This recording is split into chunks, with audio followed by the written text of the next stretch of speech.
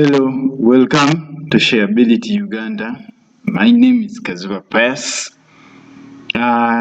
In our topic today, we shall look at sanitation. What is sanitation? How can we maintain sanitation? How can we maintain our environment and the things around us clean and tidy so that we don't get germs?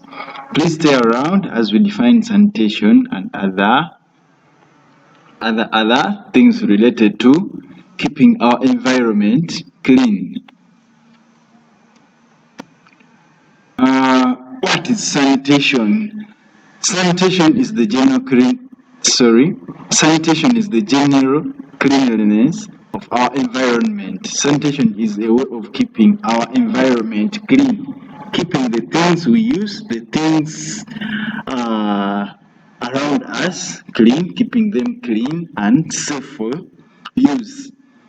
Elements of sanitation or activities under sanitation. What can we do to keep the environment and the things we use clean? The things we can do include sweeping the compound, stroke houses, mopping houses, stroke classrooms, slashing bushes and our homes. Slashing bushes around our homes, schools, roadsides, water sources, etc.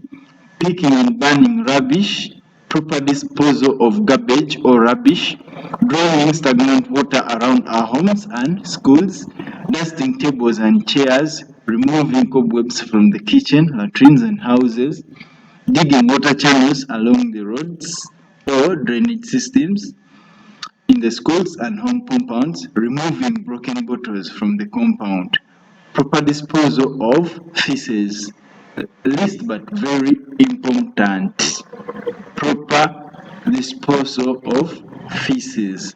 We know our waste is always not clean and not good to stay around us. So proper disposal of our waste is a major way of keeping the environment clean or maintaining sanitation. Importance of sanitation: prevents the spread of germs, promotes good health in the community, it makes a home clean and attractive, prevents bad smell. Like having a good environment, like it even attracts visitors. You feel good when in a clean environment. There is no spread of germs, there's good health, you don't get diseases like cholera. It makes the home clean and attractive. Like a clean home is everyone wants to be in a clean place, and then it prevents a bad smell.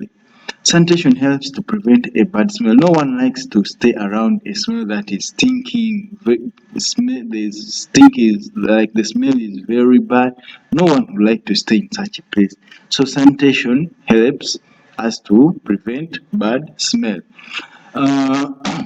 Items used in keeping proper sanitation. What do we use to clean our environment? What do we use to mop the floor?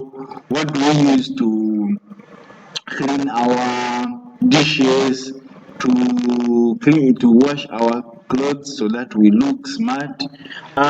Things like that include brooms, the rake, which is used to collect rubbish in the compound, a rag, which is used to mop the floor, clean the windows, and then water. Water is very necessary in cleaning, in maintaining sanitation. Water is the major element. Then soap. Soap helps to kill germs, therefore it is used to keep to maintain sanitation and to maintain our environment, all the things around us clean. Then a slasher can be used to slash grass around our schools, classrooms, and our homes. A dryer is also used to clean the floors. Then a scrubber used to scrub the floors, to scrub that away from the floor. Rubbish pit is where we keep our waste material. Then a spade can be used to collect and transfer rubbish from homes to the rubbish pit or from the classrooms to the rubbish pit. Then bins can be used to temporarily keep rubbish before taking it to the rubbish pit. Elements of a good home. What do we expect of a good home?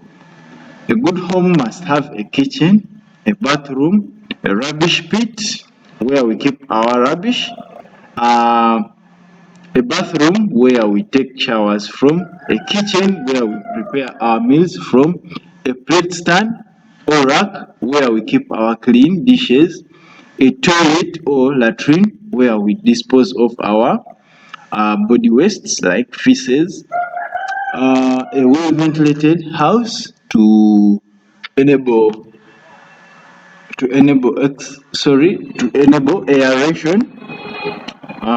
Aeration, which is the process where carbon dioxide can be passed out and then oxygen or good air can be let in.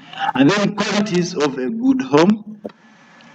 Uh, They are the same, like we have discussed. Qualities are the same as elements of a good home.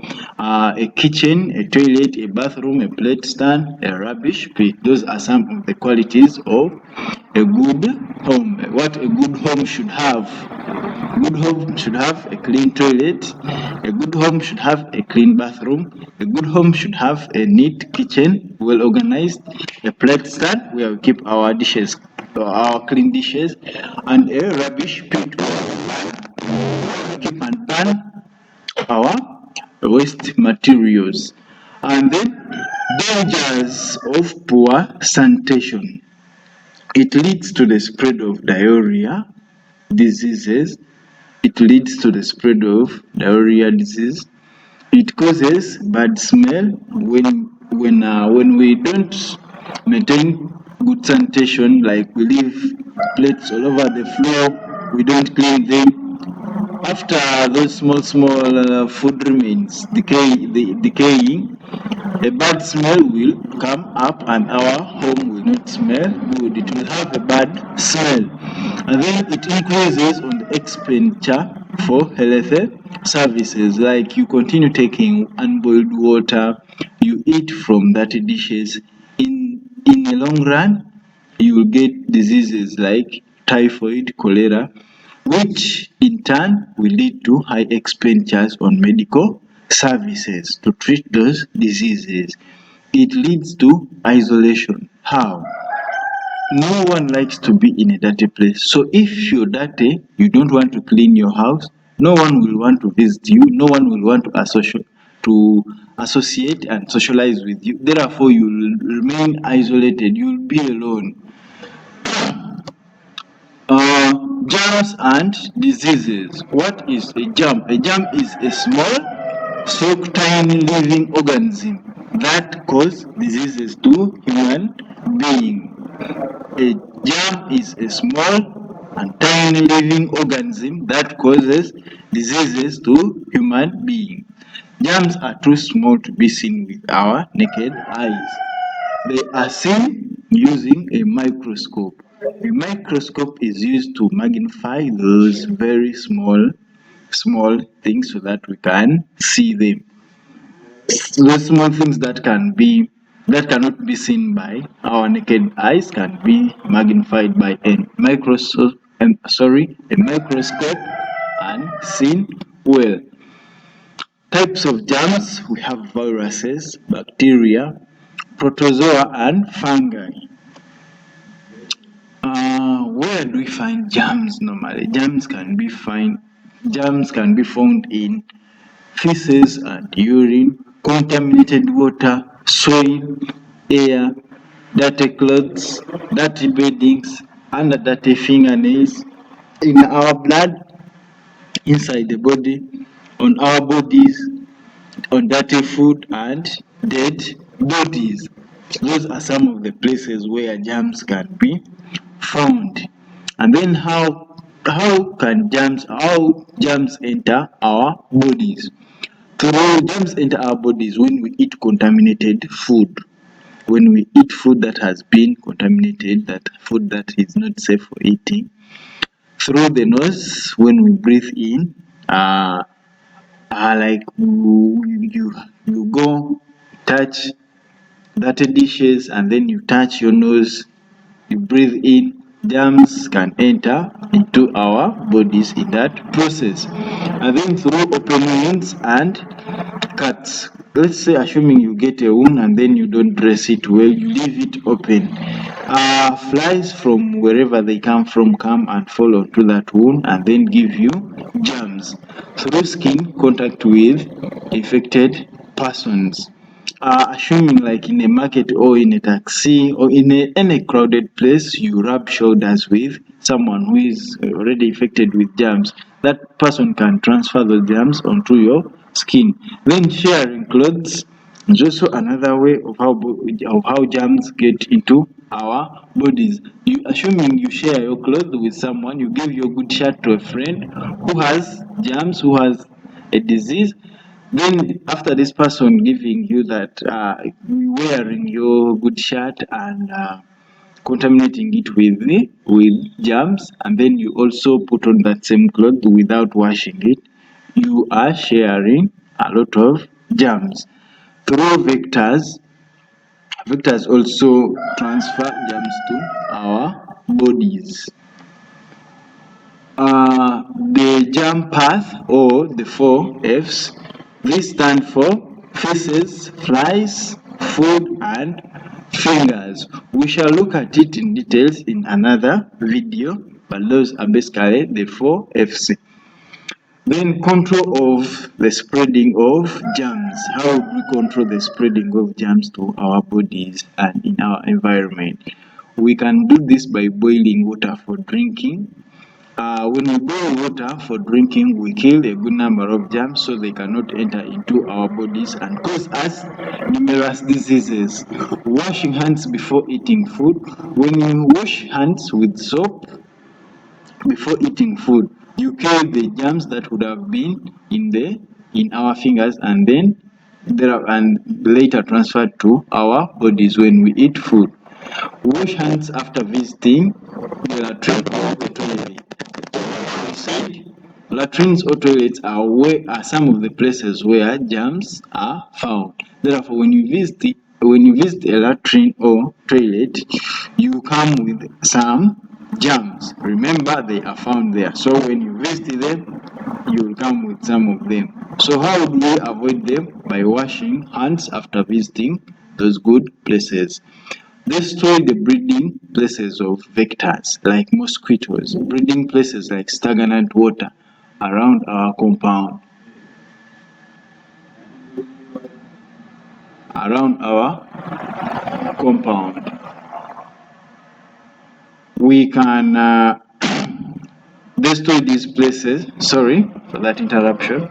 We can destroy these places and then we don't give these vectors breeding places so that they can multiply in number.